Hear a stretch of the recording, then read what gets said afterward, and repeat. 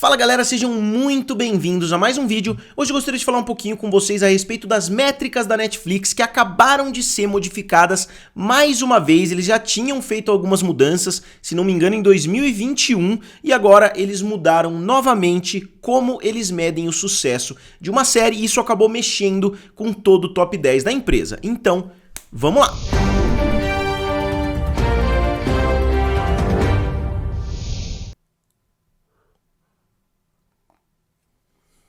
Então, em primeiro lugar, qual foi essa mudança e por que ela está sendo tão polêmica assim? Então, só explicando para vocês qual era a métrica utilizada pela Netflix antes dessas mudanças. A Netflix fazia o top 10 com base em horas assistidas. Então, uma série teve 100 milhões de horas assistidas, ela ficava na primeira posição. Outra série teve 90 milhões de horas assistidas, ela ficava na segunda posição. A mesma coisa valia para filmes, eles têm alguns grupos diferentes, eles têm filmes em inglês, filmes não em inglês, séries em inglês e séries não em inglês, né, que você pode selecionar. Então são 4 categorias, pelo menos lá no site Top 10, né, na própria plataforma é um pouquinho diferente, você não consegue encontrar todas essas divisões, mas o Top 10 ele era definido através dessa métrica volume de horas assistidas. E agora eles decidiram modificar essa métrica para visualizações. E como eles decidem o que é uma visualização? Eles pegam o volume de horas assistidas e dividem pelo tempo de duração daquele produto. Seja um filme de 2 horas, um filme de 1h30 ou um seriado de 8 episódios, de 10 episódios, de 15 episódios, assim por diante. E não só isso, eles modificaram mais uma métrica, eles levavam em consideração os primeiros 28 dias. Eu já mostrei várias vezes aqui no canal para vocês, né, o Top 10 Netflix, que é um site, e eles modificaram de 28 para 91 dias. Vale lembrar que tanto 28 quanto 91 são múltiplos de 7, então eles conseguem definir quantas semanas foram, né? Enquanto 28 são 4 semanas, eles aumentaram agora para 13 semanas, se eu não me engano, né? 91 são 13 semanas, então eles expandiram bastante o período. E a justificativa da Netflix é que muitas pessoas demoravam para assistir uma série inteira ou muitas pessoas não assistiam no primeiro mês, então eles decidiram expandir para 3 meses basicamente, né, ou para 13 semanas, esse período que consequentemente é o mesmo período de um trimestre, é basicamente um trimestre. O que levou muitas pessoas a especularem, né, que eles fizeram essa modificação justamente porque um ano é composto por 4 quartos, né, digamos assim, que são os trimestres analisados pelos acionistas, nas earnings calls e assim por diante. Então é mais interessante você analisar esse mesmo período na corrida de uma série ou de um filme. Eu concordo, né? Porque você vai olhar quanto uma série fez em 28 dias, é muito mais interessante você olhar quanto a série fez naquele trimestre. E eu quero fazer algumas considerações em volta disso. Em primeiro lugar, não é uma métrica perfeita, porque uma série pode ser muito bem sucedida, só que não ser uma série tão boa assim. Isso quer dizer que muitas pessoas não terminaram de assistir a série, então mais pessoas até visualizaram a série do que essa métrica, né, de você pegar o volume de horas assistidas e dividir pelo volume de tempo, né, pelo tempo de duração daquele determinado produto. Não tem como ter certeza, né, que todas as pessoas assistiram aquele produto na íntegra, mas é uma forma um pouquinho mais palpável, né, de você julgar esses números, porque você pensa lá, Squid Game, né, lá a série Round 6 teve 2 bilhões de horas assistidas. Você pode pensar, pô, o que significa, né, 2 bilhões de horas assistidas? Eu sei lá quantas pessoas assistiram, só que aí você entra na nova métrica, tem lá escrito 220 milhões de visualizações. Então você imagina, pô, realmente é visualização pra caramba, dá pra você comparar, inclusive, com visualizações aqui no YouTube. Eu sei que não é a mesma coisa, uma visualização da Netflix é muito mais valiosa, né, digamos assim, porque as pessoas estão pagando, mas dá pra criar um paralelo, pelo menos, né, entre cinema, inclusive, pô, quantas pessoas pagaram para assistir um filme e assim por diante. Eu acho que é uma métrica muito interessante, eu prefiro até essa métrica das visualizações, e a gente viu algumas inversões no top 10, como eu vou mostrar para vocês. Filmes, por exemplo, de 1h40, que estavam atrás de filmes de 2h20, agora ultrapassaram porque é um filme menor, então, consequentemente, o filme vai ter mais visualizações. E mais uma consequência que eu gostei bastante, eu já falei disso aqui no canal, você entrava, né, em determinada época e tava uma enxurrada de novelas no top 10 e isso acaba limitando um pouquinho, porque novelas têm o tempo de duração muito grande, então mesmo que elas tenham muitas horas assistidas, elas acabam saindo do top 10 porque o volume de visualizações cai bastante. Aqui no Brasil, como eu disse, isso não parece ter sido modificado, porque eu entrei no top 10 brasileiro e continua lá Tiquititas, Carrossel e etc. E na versão brasileira eles não estão fazendo ainda a mesma métrica, né, como eu vou mostrar aqui pra vocês. E pessoal, eu queria só avisar vocês, hoje um pouco mais tarde, por volta da meia-noite, eu vou lançar lá no clube de membros do canal, eu vou lançar um vídeo agradecendo 100 mil inscritos, porque eu recebi a plaquinha, eu vou até mostrar aqui pra vocês, só que eu fiz um vídeo bem mais elaborado por lá, eu falei bastante, é um vídeo de cerca de uns 12 ou 13 minutos, então se vocês quiserem, deem uma olhadinha aqui no clube de membros, é um vídeo bem pessoal, né, falando abertamente com os membros do canal. Mas eu queria agradecer vocês também, eu recebi, né, a plaquinha aqui dos 100 mil inscritos aqui do canal Guerra dos Streamings.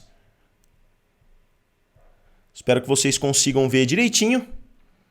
Mas como eu falei, eu mostro em bem mais detalhes no vídeo que eu fiz lá para o Clube dos Membros. Eu só queria agradecer todos vocês pelo apoio, né? Vocês me ajudaram bastante, finalmente, né, chegou a plaquinha dos 100 mil. Então eu gostaria de agradecer todos vocês, eu vou colocar ela aqui em algum lugar. Eu dei a opção também para os membros me ajudarem a escolher aonde eu coloco a plaquinha aqui no meu cenário.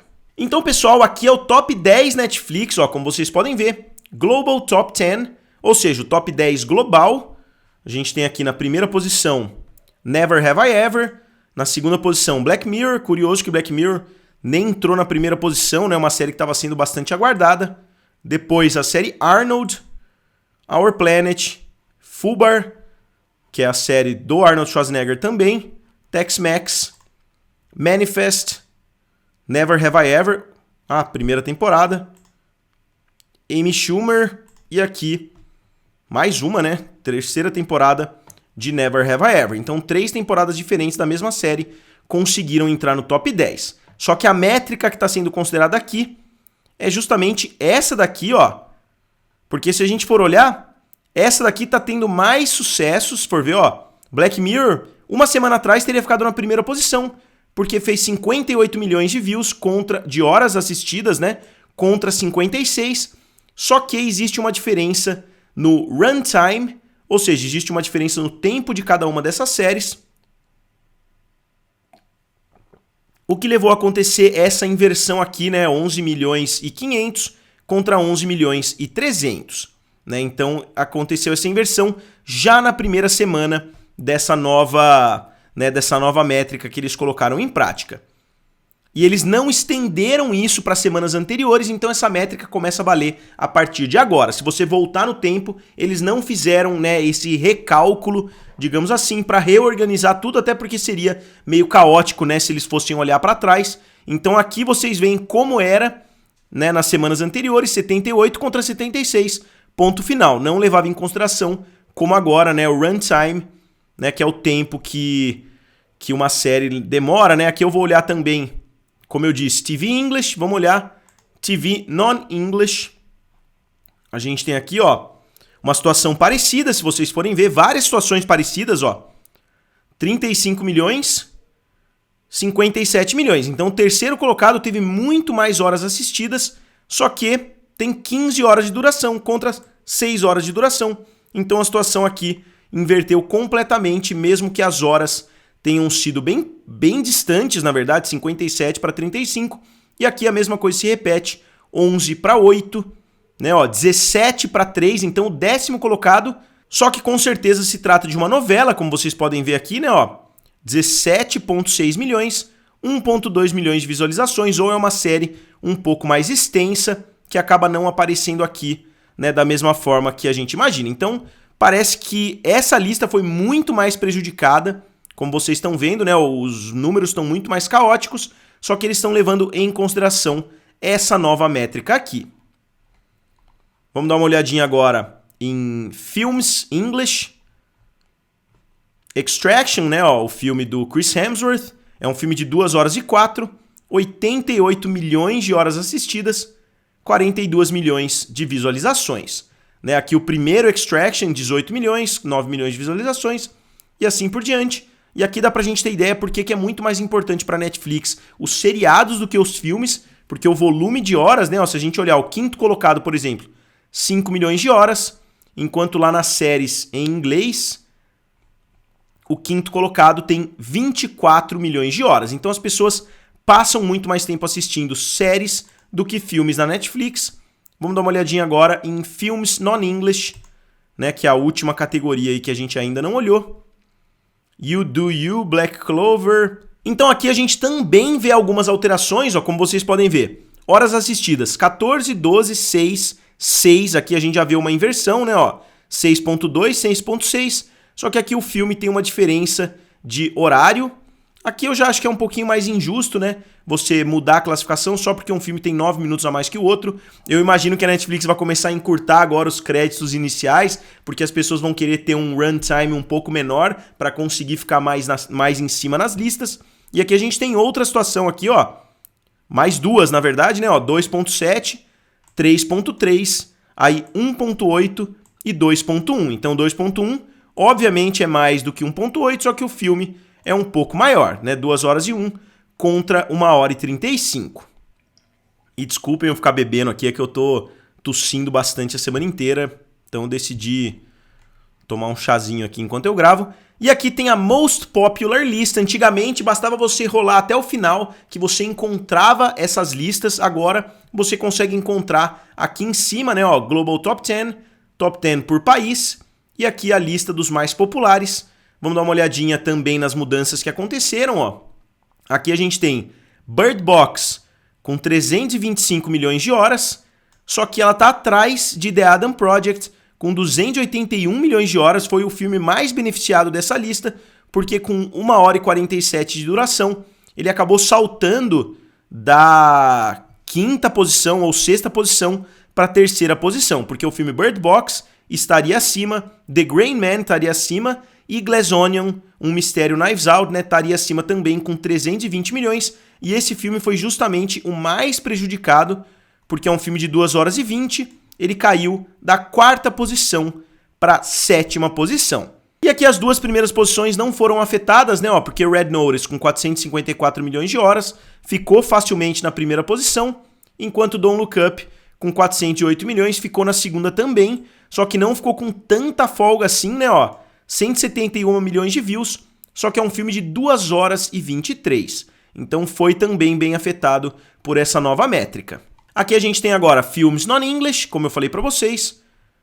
Troll, né, de longe o filme mais assistido de todos. E aqui a gente vê também várias variações. Aqui é um filme com 86 milhões de horas assistidas, só que é um filme bem pequenininho, ó, de 1 hora e 32. Então ele acabou disparando na frente. A mesma coisa vale para The Platform, com 129 milhões. E aqui a série mais popular mudou. Então hoje a série mais popular da história da Netflix é a primeira temporada de Wandinha, porque fez 1.7 bilhões de horas contra 1.8, só que Stranger Things tem uma temporada muito maior, então 252 milhões de visualizações para Wandinha e 140 milhões de visualizações para Stranger Things. Essa métrica, na verdade, mudou totalmente e Wandinha se tornou o sucesso absoluto dentro da plataforma, sendo que anteriormente era um sucesso gigantesco, mas estava na segunda posição. E agora o líder absoluto... em todas as categorias é justamente o Squid Game, né, o Round 6, com 2.2 bilhões, só que aqui não ficou tão distante de Wandinha, com 265 milhões contra 252, então o sucesso das duas séries está praticamente equiparado se a gente olhar as visualizações. Mas se vocês quiserem que eu aborde o top 10 em um pouquinho mais de detalhes, eu abordo. Eu queria mostrar a reportagem da IndieWire, que saiu alguns dias atrás, ó, porque a Netflix mudou seu próprio sistema de medição. A Netflix, que costumava proteger suas avaliações do público como a Mona Lisa, está mudando suas próprias métricas de audiência para maior transparência. E aqui eles falam basicamente tudo que eu já falei para vocês no decorrer do vídeo.